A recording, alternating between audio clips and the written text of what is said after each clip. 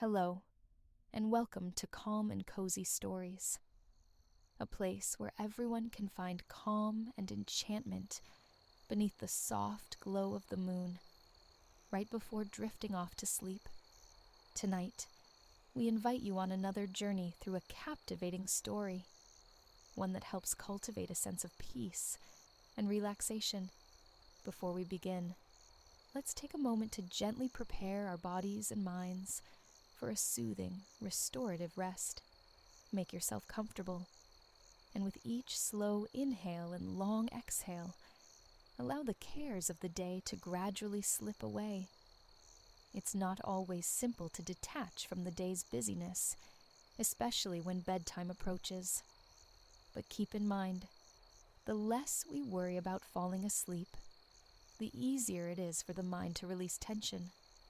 Let the steady rhythm of your breathing carry off any remaining worries, and let the story you're about to hear guide you into deep relaxation. Now, settle in and allow the moonlit atmosphere to softly embrace you. Enjoy this story, and may you drift into peaceful, restful slumber here on Calm and Cozy Stories.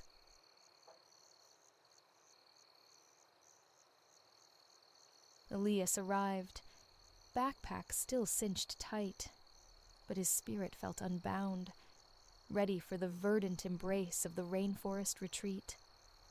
A thirst for the untrodden path had drawn him here, to the northeastern edge of the Yucatan, where the coastline promised untamed beauty. His mind sketched adventures, treks with newfound companions, languid bicycle journeys painted by sunset hues, explorations beneath turquoise waves among kaleidoscopic sea life. Yet, before the expedition, came the pause, a stillness, a calming of the inner currents. This was his foremost need before venturing into the magnificent unknown. Check-in complete, he approached the concierge, a serene figure clad in breathable white linen and trousers the color of sun-baked sand.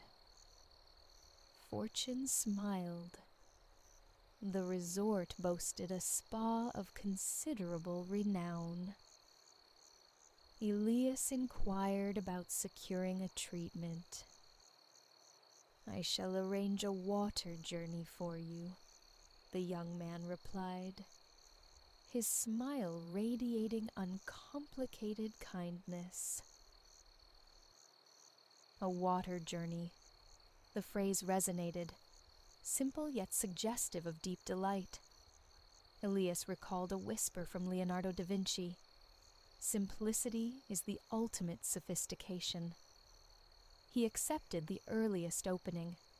The timing felt orchestrated, allowing just enough interlude to locate his room, shed his pack, and arrange his few possessions within this temporary haven. The concierge's instructions possessed a quiet clarity: comfortable swimwear, and the white robe awaiting him. Unpacked and suitably attired, Elias traced the path to the spa. He passed through a towering glass portal, and the air shifted, suddenly alive with the clean, camphorous scent of eucalyptus. He drew it in deeply, filling his lungs with the soothing vapor, then let his gaze wander, absorbing the sanctuary. Walls whispered in muted earth tones. The floor beneath his feet was a smooth expanse of stranded bamboo. Remarkably, a small stream, artfully channeled amongst smooth river stones, meandered through the very heart of the reception lounge, its gentle murmurs over the rocks a liquid lullaby. Elias had known many spas, but this one, This one felt less like a facility and more like an invitation. At the reception desk stood a woman whose presence commanded a calm attention. Dark brown eyes held a steady warmth, and rich chestnut hair was gathered into a sleek, elegant bun. Her uniform, immaculate white. She offered Elias a welcoming smile, introducing herself as Solana, his guide for the day's aquatic passage. Solana extended a tiny glass containing a pale green liquid, presented upon a silver salver. A room temperature infusion, she explained, specifically blended to encourage relaxation. Elias took a tentative sip. Cool cucumber notes mingled with fresh mint, underscored by an elusive sweetness he couldn't quite place. He finished the delicate draught, setting the empty vessel back on the tray. Smiling, Solana beckoned him to follow. They proceeded down a hallway, passing through an ornately carved wooden door. As they walked, Elias became aware of the subtle soundscape drifting from unseen speakers, not manufactured music, but the authentic symphony of the rainforest. A tapestry of bird song woven with the soft, breath-like rustling of unseen leaves. The water journey officially commenced within a softly lit alcove. Solana's voice, already gentle, softened further to a near whisper, though no one else was present. His initiation, she explained, would be in the sauna. From a nearby cabinet, she procured a misting bottle labeled lemongrass water. She then guided Elias into a glass-walled enclosure. The interior radiated the clean, resinous perfume of cedar planks. 3 empty benches stretched before him. He chose the central one, and Solana draped a long, pristine white towel over its surface. Elias lay back, face upwards, allowing the sauna's dry heat to bloom against his bare skin. Taking a slow, deliberate breath, he noted the warmth of the air entering his nostrils, a pleasant intensity. He closed his eyes, receptive, as Solana placed a cool, damp cloth over them. "Would you care for a lemongrass mist?" she inquired softly. He smiled his assent and gratitude. She spritzed the fine mist above him. It descended like a blessing, wonderfully refreshing, its fragrance divine. Sweet herbs intertwined with the bright zest of citrus. Solana murmured that she would return shortly, leaving the misting bottle within easy reach should he desire another application. He lay suspended in the warmth, enveloped by the peaceful, living sounds of the tropical forest, filtering in from outside. Later, a light, respectful tap on his arm roused him gently. Solana had returned. When she asked how he felt, words seemed superfluous. His wide, utterly relaxed grin conveyed everything. He lifted the cool cloth from his eyes to find another diminutive glass presented on the silver tray. This time, the liquid within glowed a warm orange. Tangerine ginger-infused water, Solana clarified. Elias drank it down, enjoying the cool cascade down his throat, a sensation that seemed to spread refreshment throughout his entire being. He stood, and Solana retrieved the lemongrass mister. She aimed it slightly upward, releasing 2 puffs of fragrance into the air. Elias intuitively walked through the aromatic cloud, inhaling the bright scent again. It sparked a small burst of pure happiness. Solana then motioned for him to follow her to another chamber. Here, Light blue iridescent tiles, no larger than coins, covered every surface. Floor, walls, ceiling, even the integrated seating that curved smoothly from the walls. In the room's center stood a pedestal, supporting a large glass bowl, heaped with glistening ice. Elias took a seat, watching as Solana unfolded a small, damp cloth of pure cotton. She placed the cloth beside him, then scooped a handful of ice. Gently, she nestled the ice in the cloth's center, gathered the corners, and twisted the top closed. The resulting bundle reminded Elias fleetingly of foil-wrapped chocolates. As if sensing his thought, Solana murmured, "An ice kiss." She handed it to him, explaining the gentle exfoliation provided by the cool, textured fabric against skin warmed by the sauna. She would return in a little while, she said, leaving him to the experience. Elias pressed the ice kiss against his shoulder, gliding it slowly down the length of his arm to his wrist. His body, still radiating warmth from the sauna, responded with invigoration rather than shock. The cold felt bracing, alive. He repeated the process on his other arm, then traced the coolness across the back of his neck. By the time he finished, the ice had nearly melted, leaving him with just the damp, empty cloth. He placed it atop his head, relishing the lingering cool sensation. A moment later, Solana reappeared, this time bearing a small saucer containing translucent aloe vera gel. She encouraged him to apply it liberally. Elias smoothed the cool, slick gel over his skin with both hands, its texture a lovely counterpoint to the slightly abrasive feel of the ice kiss cloth. Solana allowed him a few more minutes of quietude before returning once more with the silver tray. The liquid this time was a deep, luscious red. "Strawberry cinnamon water," Solana informed him, a flavor pairing entirely new to him.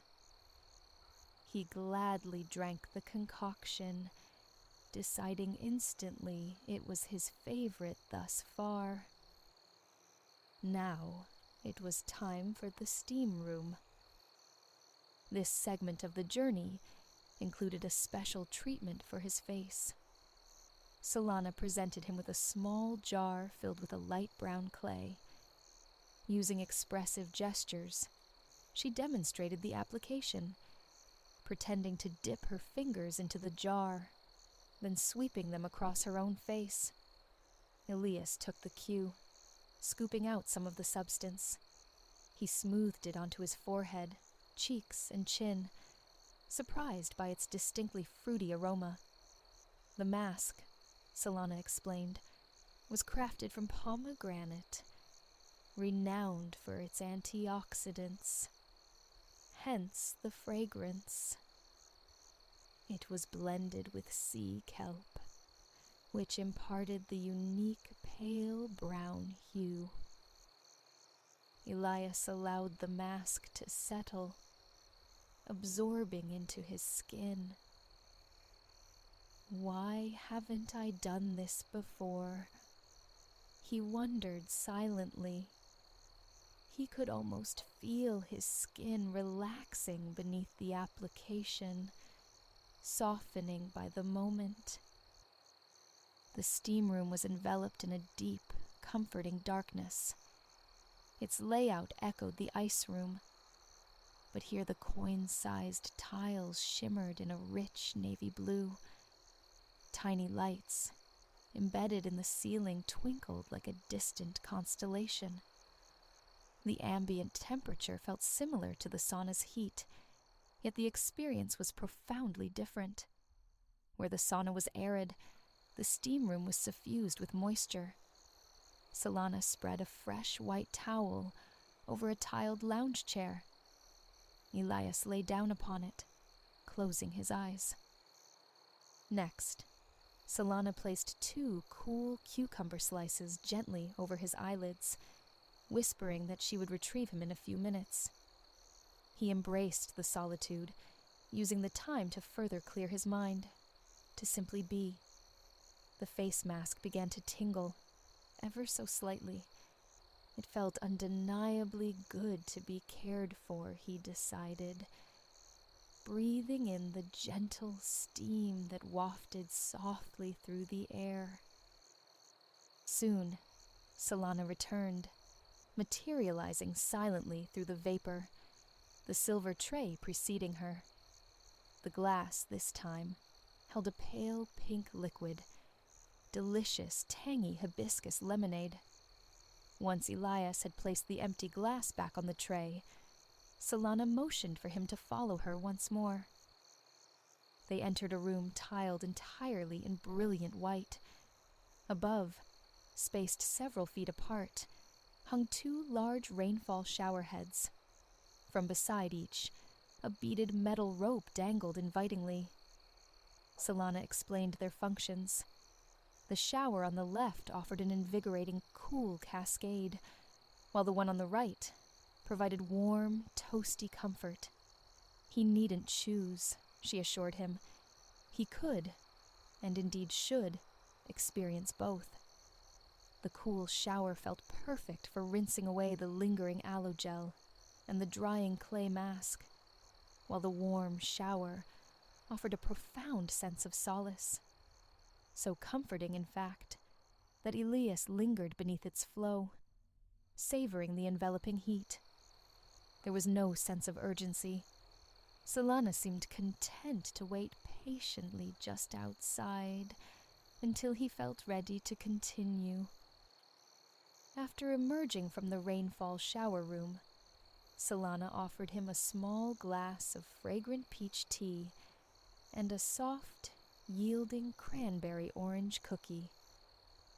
He popped the cookie into his mouth, consuming it in a single bite. It was astonishing how much vibrant flavor could be packed into such a small treat.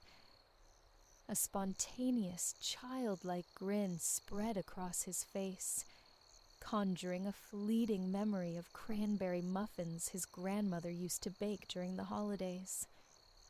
Solana returned his smile knowingly, and once again beckoned him to follow her to a new area.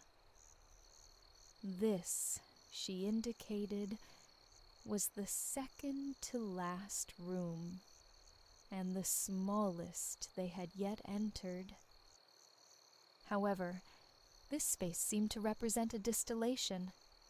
The best elements of each preceding chamber harmoniously combined. The floors were warm cedar, reminiscent of the sauna. In the room's center rested a tiled lounger, similar in concept to the seating in the Ice Kiss room, only this one gleamed in a soft, shiny beige hue. Twinkling starlights dotted the ceiling, echoing the steam room, and the ambient temperature felt perfectly, exquisitely balanced. Solana placed a dry towel upon the tiled lounger. This chair, she pointed out, was shaped slightly differently than the others Elias had encountered. This one was specifically contoured with zero-gravity principles in mind, designed to alleviate pressure in key areas, particularly the lower back. Elias knew the routine now. He lay down and instantly felt a pleasant, penetrating warmth radiating upward. The tiles of this lounger were heated. Solana gently placed a delicate pillow, subtly scented with lavender, across his eyes, and then, for a few blissful minutes, administered a gentle scalp massage. Finally, she draped a light, soft blanket over him.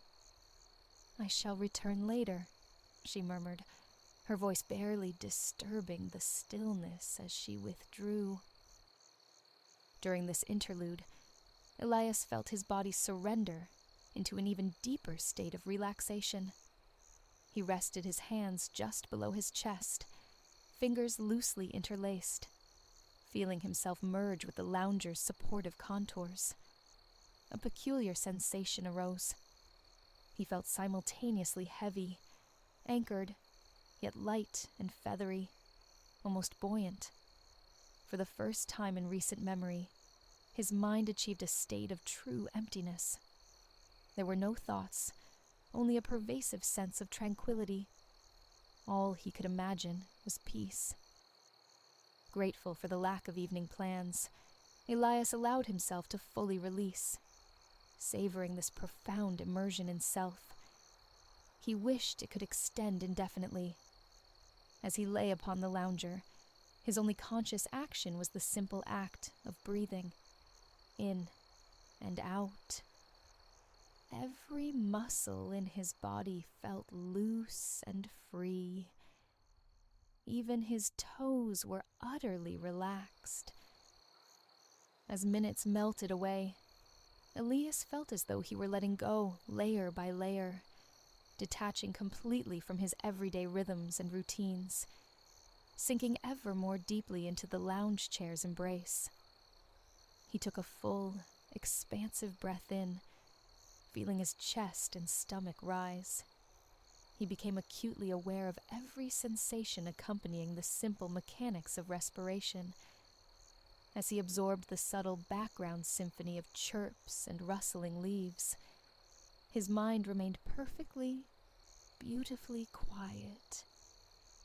He sank further into relaxation, reaching a depth he had never before experienced.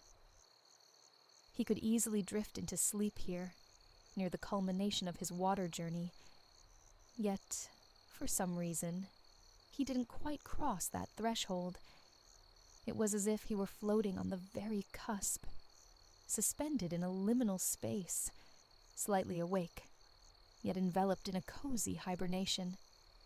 He welcomed and thoroughly enjoyed this dreamy daze. Meanwhile, the birds continued their discourse. The leaves whispered their secrets.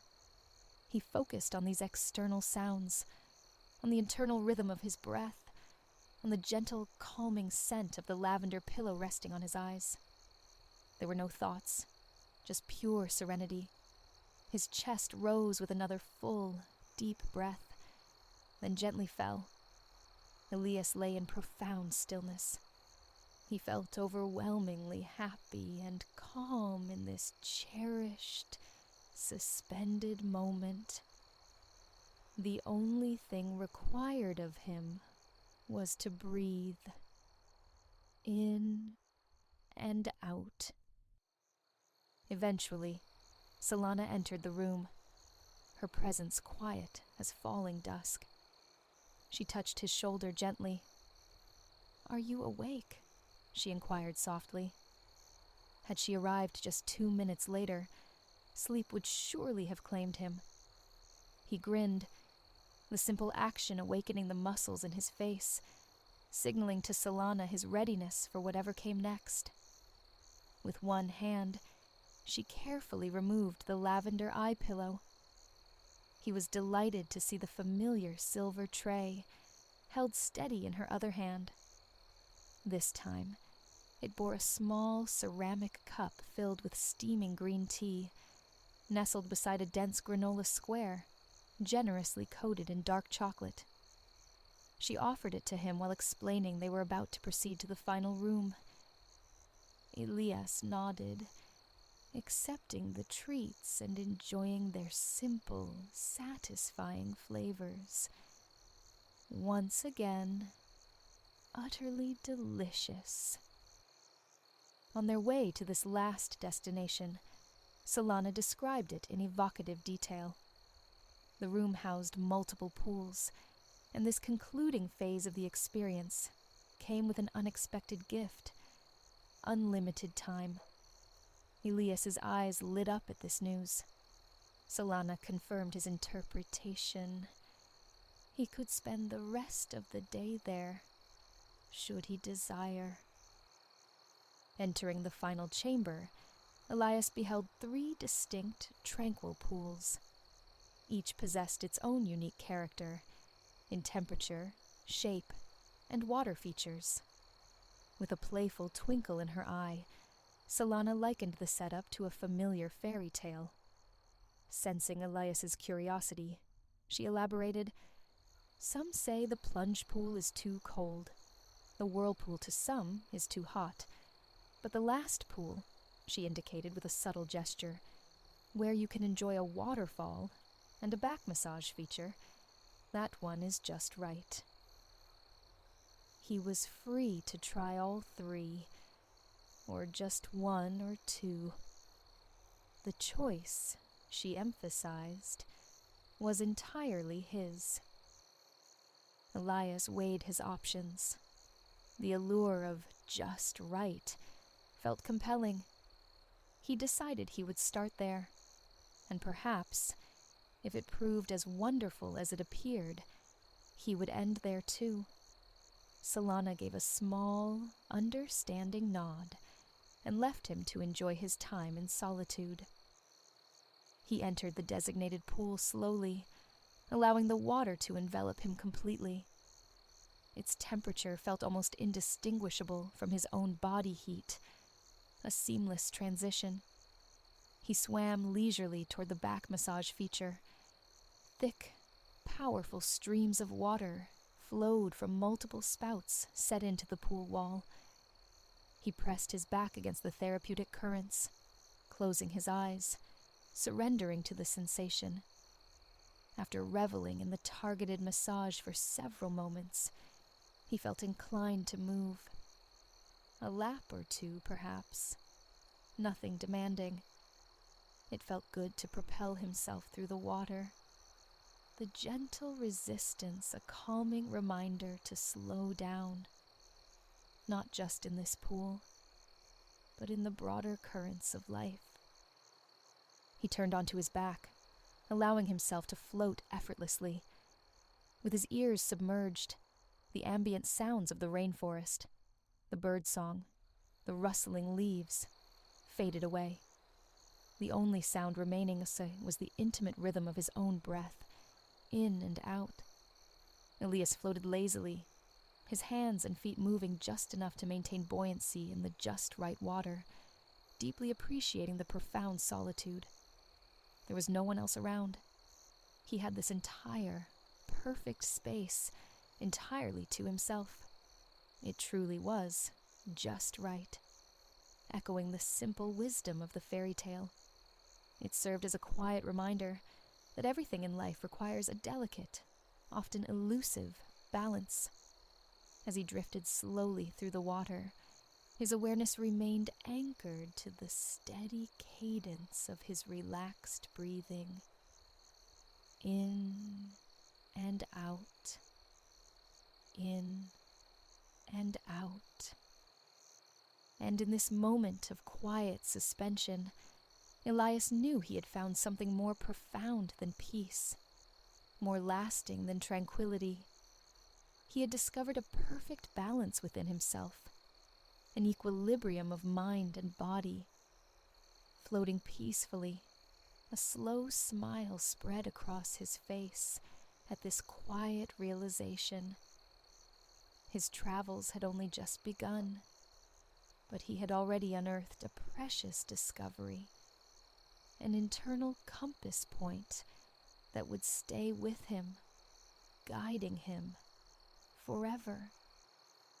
Let your breath settle into its quiet cadence, the image of tranquility dissolving, replaced now by a vision, an expanse of impossible blue, lapping the shores of Australia. Sunlight, thick and golden, pours down as you find yourself in a motorboat, easing toward a jewel of an island, dense with palms and unfamiliar green. The vessel, christened the Albatross, hums beneath you, its passage slicing through the water, sending up spray that kisses your skin with cool mist. Waves whisper against the hull. Far ahead, piercing the verdant canopy, stands a stark white tower, the lighthouse of Coral Isle. here, the narrative unfurls. The albatross pushes steadily onward. Her skipper, a man weathered by sun and sea, confirms the island's name, Coral Isle, spoken like an endearment. As the shore draws near, he cuts the engine. Silence descends, profound after the motor's thrum. The waves, suddenly audible in their intimacy, murmur against the white fiberglass. Leaning over the side, you witness ballets of minuscule fish, their vast schools moving like quicksilver clouds across the pale, sandy shallows, casting fleeting, rippling shadows. Your gaze lifts to the island's fringe, a miniature forest breathing scents of aromatic palm and sharp eucalyptus. Leaves shimmer and twist in the breeze, a fragrant exhalation carried across the water.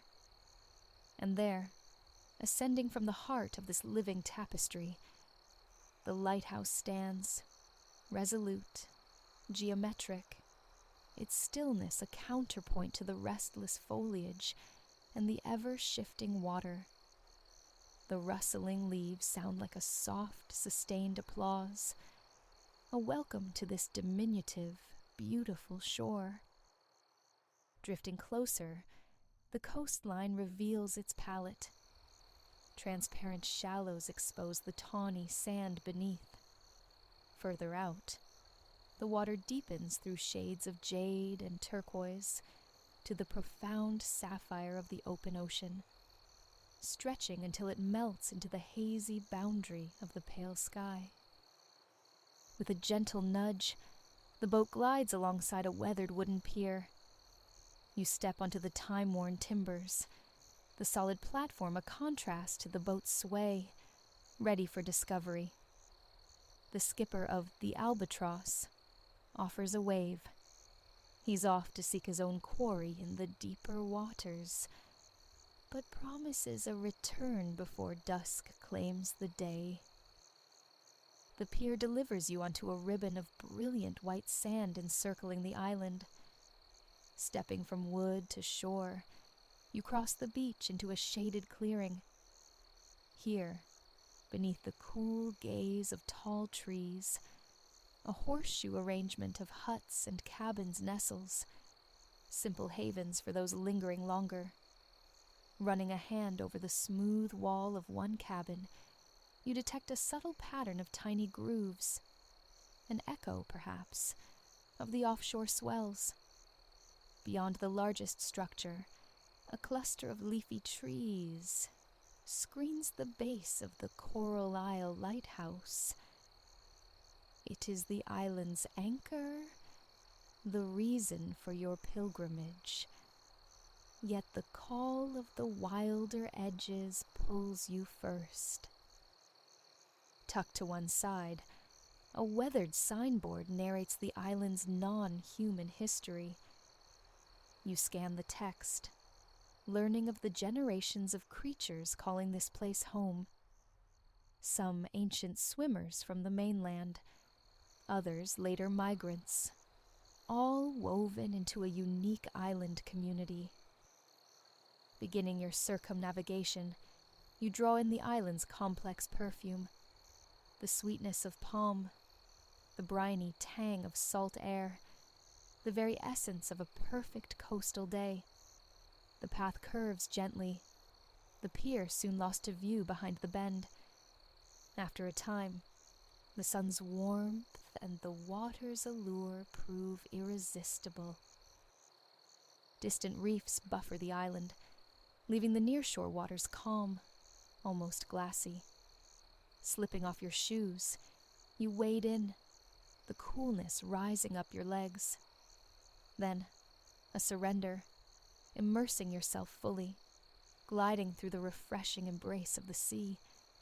You float weightlessly on your back, rocked by the gentle current. The midday sun is a potent force. You close your eyes against its brilliance. Stillness descends, cradled by the water, the cool sea soothing your back, while the sun lays its warm hand on your face and limbs. Only the quiet murmur of water surrounding you penetrates the peace. After minutes suspended between sun and sea, a deep relaxation settles in. Rejuvenated, you wade back to the shore, retrieve your shoes, and continue across the sand. A narrow, well-trodden path beckons, winding inland through palms and coconut trees. Fallen fruit litters the ground. You stoop to pick up a coconut.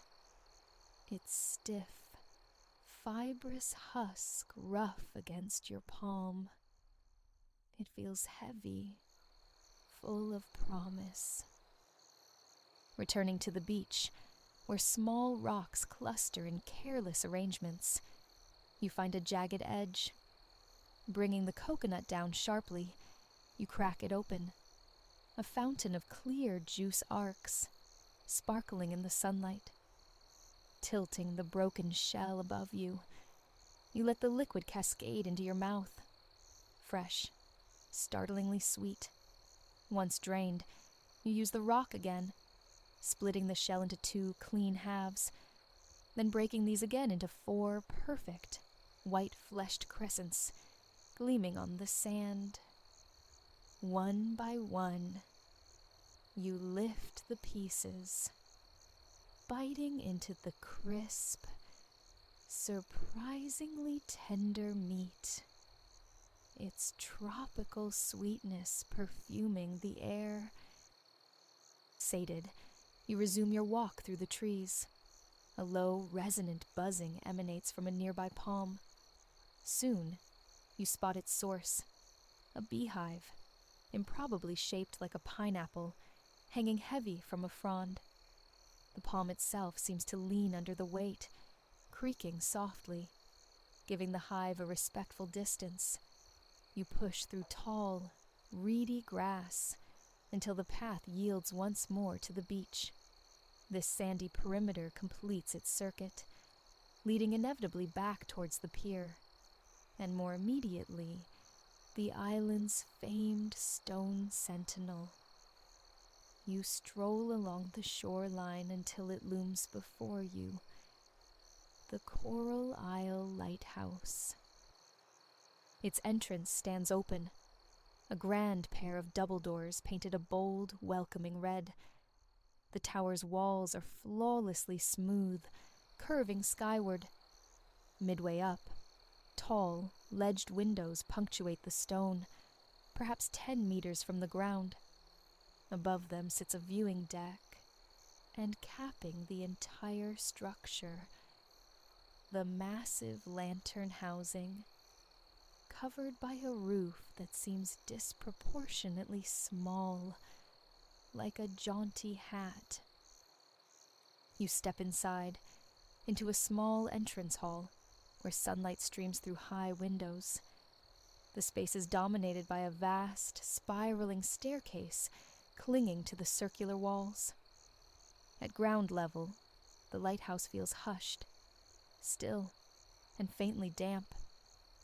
The immense thickness of the walls speaks of battles with wind and storm. Furnishings are sparse, just 2 unexpectedly plush armchairs. Black and white tiles checker the floor, while the staircase itself is painted white, accented by an ornate wrought iron banister. Beginning the ascent, your footsteps echo in the cylindrical chamber. Reaching the first landing, you pause, catching your breath, inhaling deeply. Even here, inside the stone, the persistent scent of the ocean drifts on the breeze. A chair rests near the window. You sink into it for a moment. Leaning back, you gaze out. Beyond the fringe of palms, the ocean glitters, an endless expanse of blue. Rested, you rise, compelled towards the summit. The staircase narrows as it climbs, illuminated now by shafts of glorious sunlight pouring through the upper windows. At last, the final step. You emerge into a bright, circular room with sloping walls. Your attention snags on a beautiful mosaic decorating one wall. Moving closer, you discern the image.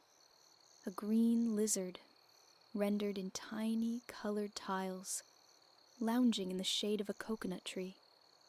Imagination, perhaps, but the lizard seems to wear a contented smile. Across the room, an open doorway leads out onto the viewing deck. You step through, into the brilliant light. 20 meters above the ground, it feels like suspension in pure air. The panorama steals your breath.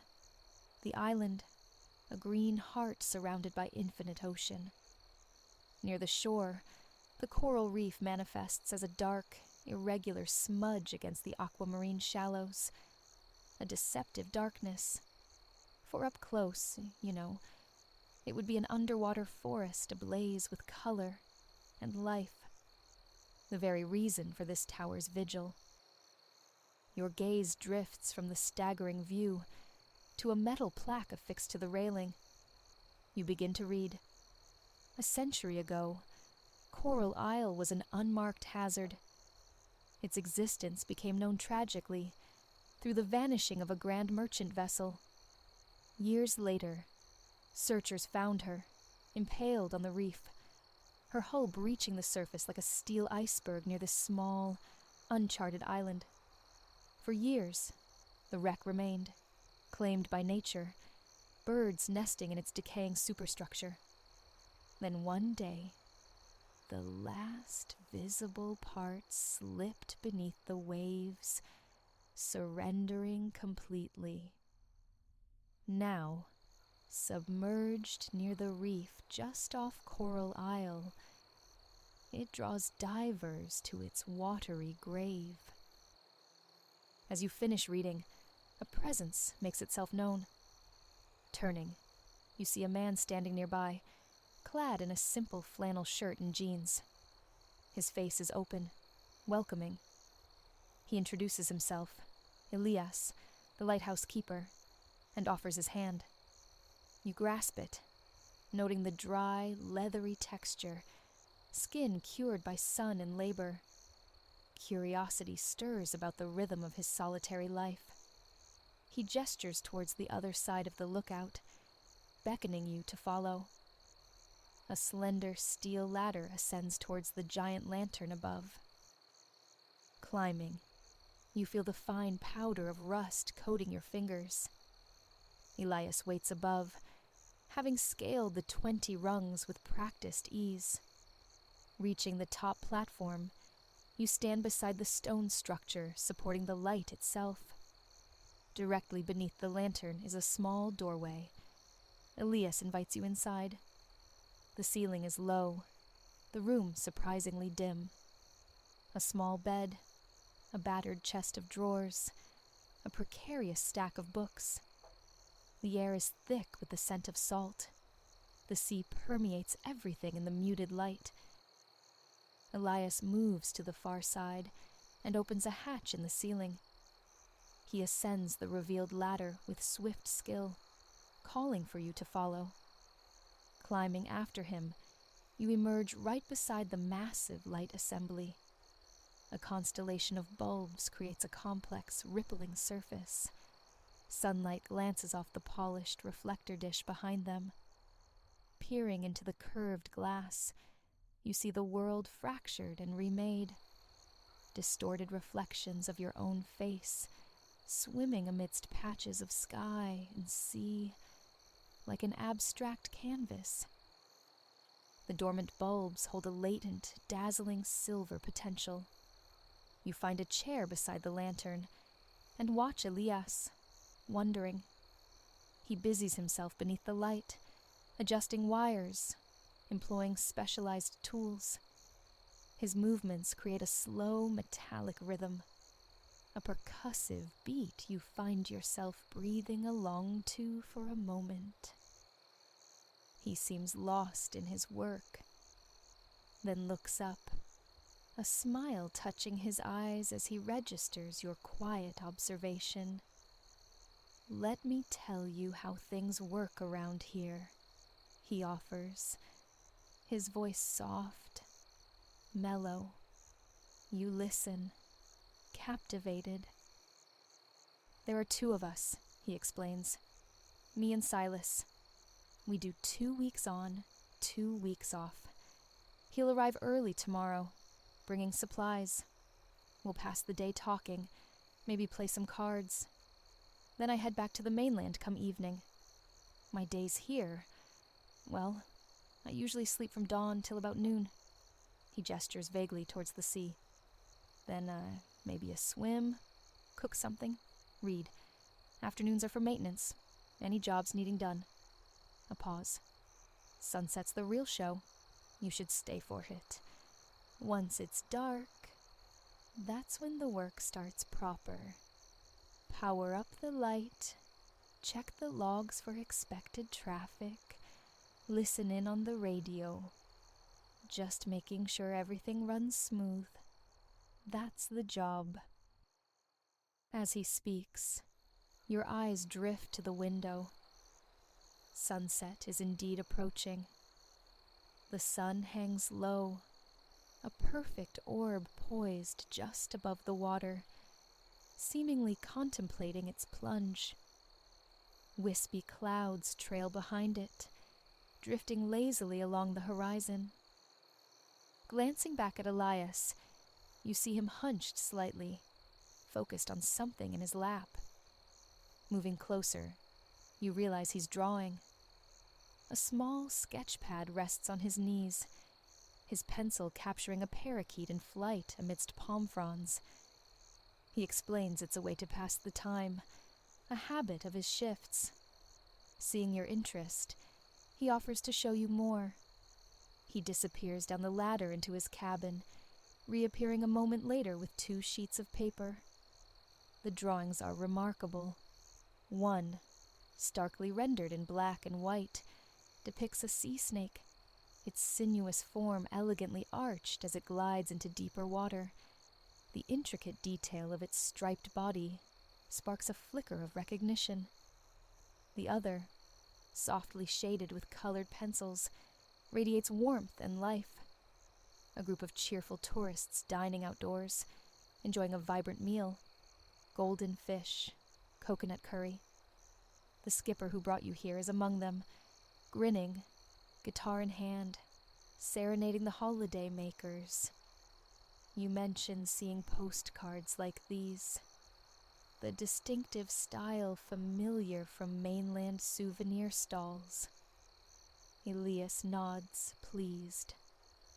"Aye, those are mine," he confirms quietly. He gestures again towards the window. The moment has arrived. The sun is setting. Half of its fiery disk appears to rest upon the ocean, its reflection completing the circle on the glittering water.